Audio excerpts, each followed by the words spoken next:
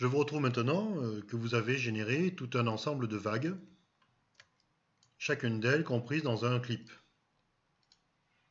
Vous devriez normalement arriver à quelque chose qui devrait ressembler à ça, peu ou prou, c'est-à-dire des vagues qui se répètent dans une houle, organisées les unes par rapport aux autres. Vous voyez? Voilà, donc un ensemble de clips, chacun contenant une animation avec une vague qui va tourner en boucle, donc, sur le modèle de celui que nous avons fait tout à l'heure, et que nous pouvons regrouper sur un seul calque, vague,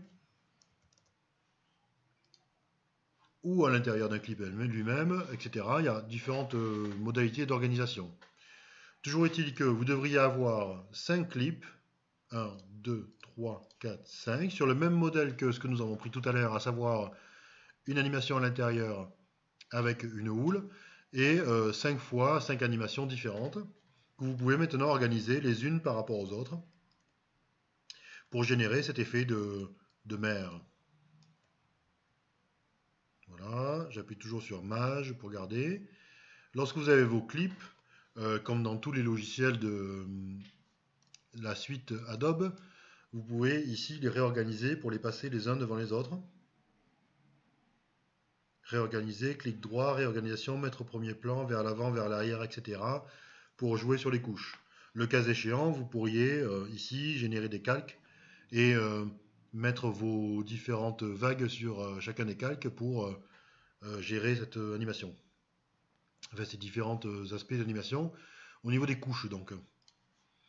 Voici, une fois que c'est organisé, donc je vous laisse le temps d'y travailler. Nous allons maintenant regarder, par exemple, les nuages. Donc les nuages à dessiner sont très simples, hein. Je vais faire des ruses, je vais prendre ici le cercle, couleur blanche, alpha, je vais mettre un alpha, mettons à 30%.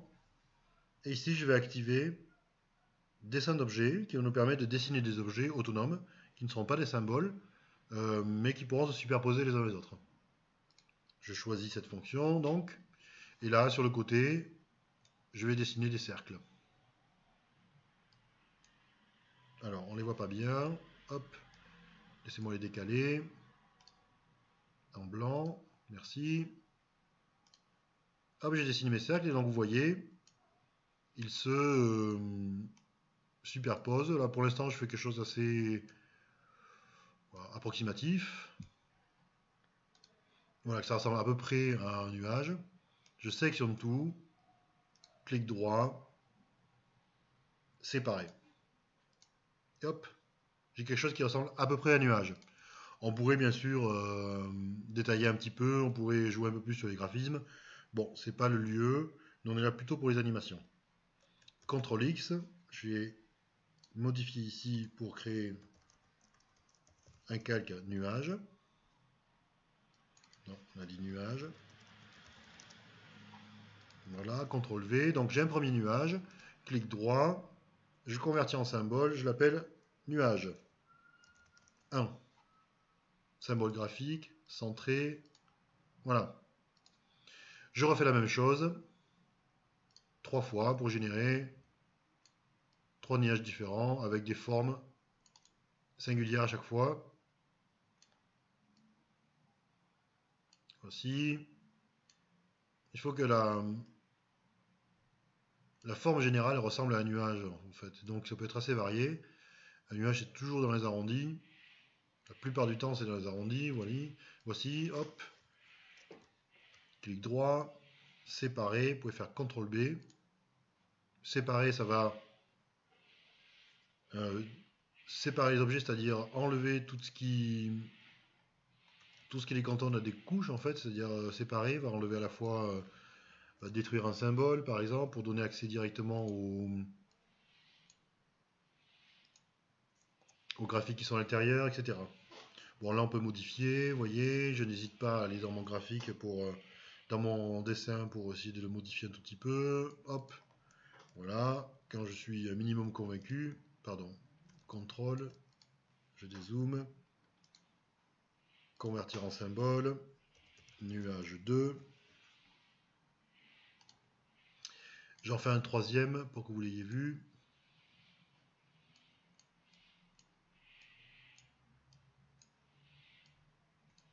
Voilà. Même technique.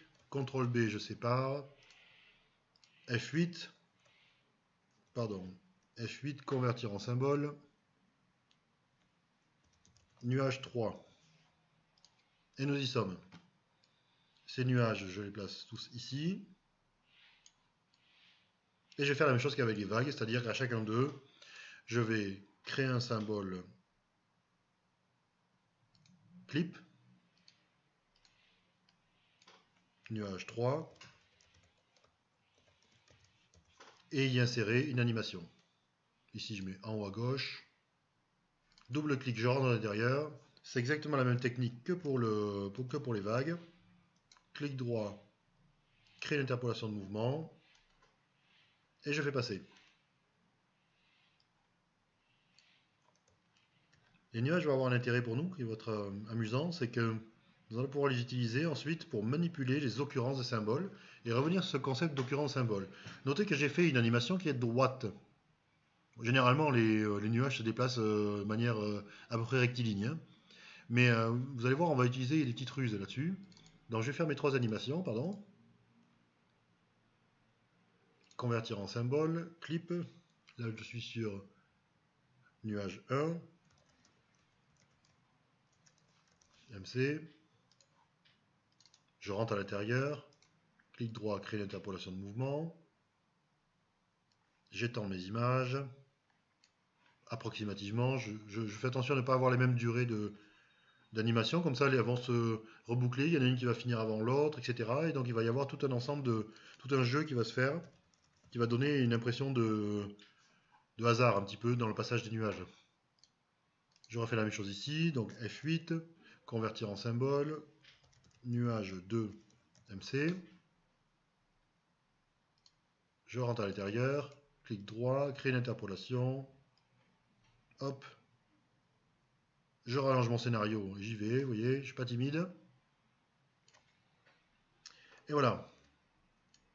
Je décale un peu, c'est pas bien grave. Nuage. Alors pour mémoire, nous avons un concept. Le concept, c'est la bibliothèque avec ses symboles, et ensuite, sur la scène, les occurrences de ces symboles. Nous avons là tout un ensemble, toute une mécanique qui s'est mise en place avec des clips, à l'intérieur desquels nous avons des graphiques qui sont animés. Et donc ces symboles ont une unité intégrant les animations à l'intérieur d'eux-mêmes. Il se trouve que, comme pour un individu, on peut, au travers de cette unité, on peut quand même en changer certaines caractéristiques. Par exemple, on peut être une femme petite, blonde, comme on peut être un garçon petit et brun. De la même manière, ici, nous pourrions changer l'occurrence du symbole en lui mettant une teinte, par exemple, lui demandant d'être blond. Si je duplique ici en prenant notre nuage, en l'occurrence il s'agit du nuage 3, je prends le nuage 3, je le remets sur la scène. Notez que celui-ci reste blanc, alors que l'autre est blond. Les mêmes caractéristiques que pour les humains dans la duplication, si je puis me permettre. Ou que quelconque objet. Donc là, je vais supprimer ici cette teinte. Notez que nous aurions pu jouer sur la luminosité, la teinte, l'alpha, ou mélanger un peu tout ça avec les paramètres avancés. Mais je peux aussi modifier, par exemple, sa taille ou son orientation.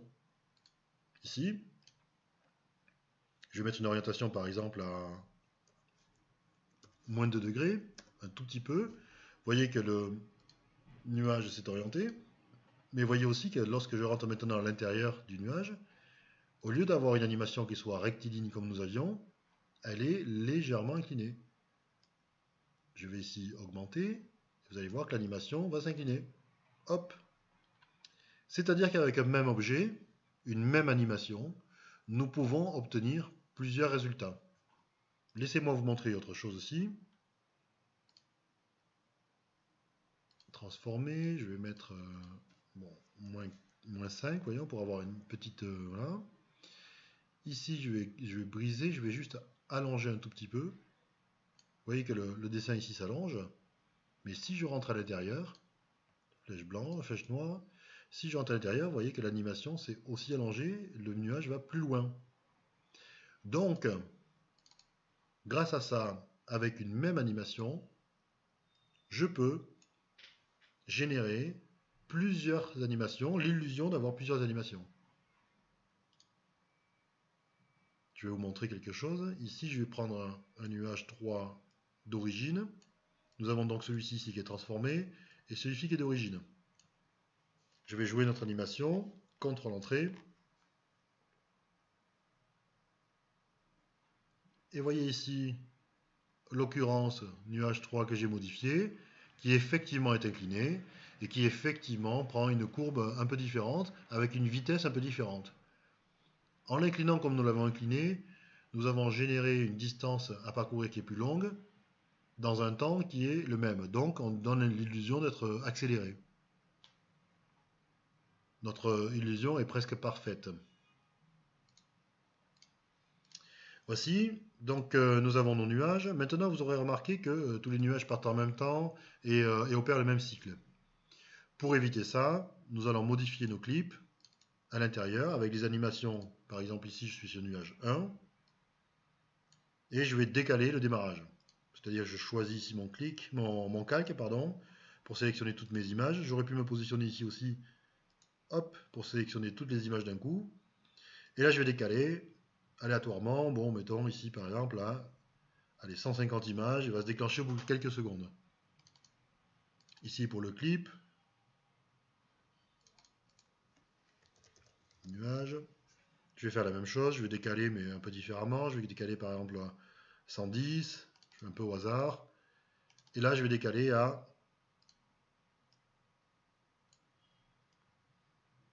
65. Voilà. Notez ici que c'est terrible, mais nos objets ont disparu. Nous verrons tout à l'heure si besoin est comment gérer ça, mais en revanche, nous pouvons jouer, ils vont réapparaître au bout d'un certain nombre d'images. Voyons.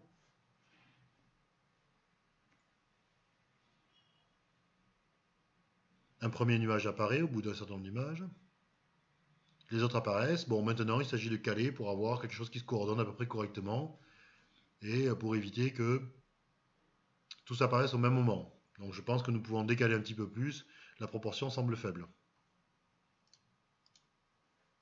Voilà, merci à vous pour cette animation. Nous allons voir maintenant comment générer le soleil.